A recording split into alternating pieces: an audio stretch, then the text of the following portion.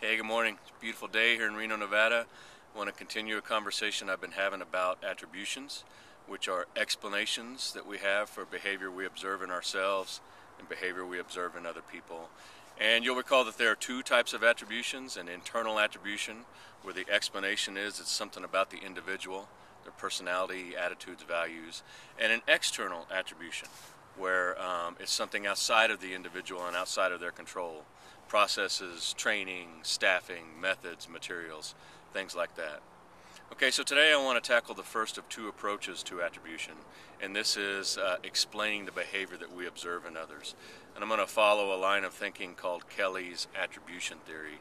And in Kelly's attribution theory, we're looking for three things: consensus, distinctiveness, and consistency. And consensus is a look across all the other peers that are performing the same behavior. Distinctiveness is a look just within the individual to see how they're performing on other tasks. And consistency is a look at that individual's behavior over time. So let me give an example to try to illustrate this. You've got an employee, Mary, she's performing on collections, and you get a complaint about Mary. Now, how do you feel initially when you get that complaint? Are you joyful that you get to go address a complaint about Mary? No. You're probably having a negative reaction, and that negative reaction could lead you to a knee-jerk attribution, which would be to blame Mary. That's the fundamental attribution error. So take a deep breath and go do some investigating. Take a look at Mary and the other people performing that task. So first, consensus. A look across peers. I'm going to look at how Mary's performing and how other people are performing the task. And I see that Mary seems to be the only one having a problem with that task, collections. Distinctiveness is a look within the individual across all the other tasks that they perform. So I look at how Mary's performing collection, and there's nothing distinctive about her problems. She's having problems on other tasks she has to perform as well.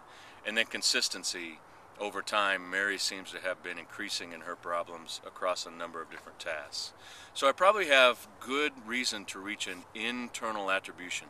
There might be something going on with Mary. So what do? Do I now go approach Mary and blame Mary and threaten to fire Mary? Of course not. That's silly. I go ask probably the most important question you can learn to ask as a leader of Mary. Mary, please help me understand why I'm observing what I'm observing. And put your cards on the table. Be transparent. Tell her you got a complaint. Tell her you did this investigating. Here's what you found. And you need her to help you understand why she may be behaving that way. Okay, so that's the internal attribution on that. Let's take another example. Mary on collections. Let's use the consensus example. You go look at Mary and you look across peers and you find out everyone else seems to be having a problem on collections. And then you look at the tasks that Mary's performing, and there's something really distinctive about collections. She didn't have problems on any other task but that one. And then over time there hasn't been an increase in Mary's problems. Now you have reason to believe that there's probably something going on that doesn't have to do with Mary. Something about the collection process that's affecting her performance.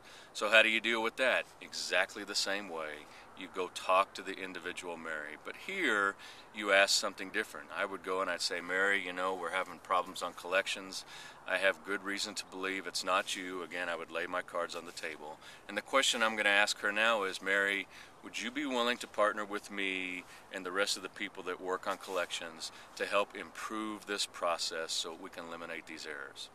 So a different approach. Again, you weren't blaming, and you had to take a deep breath and do some investigating to avoid these attribution errors, to really come to the correct attribution and take the correct action.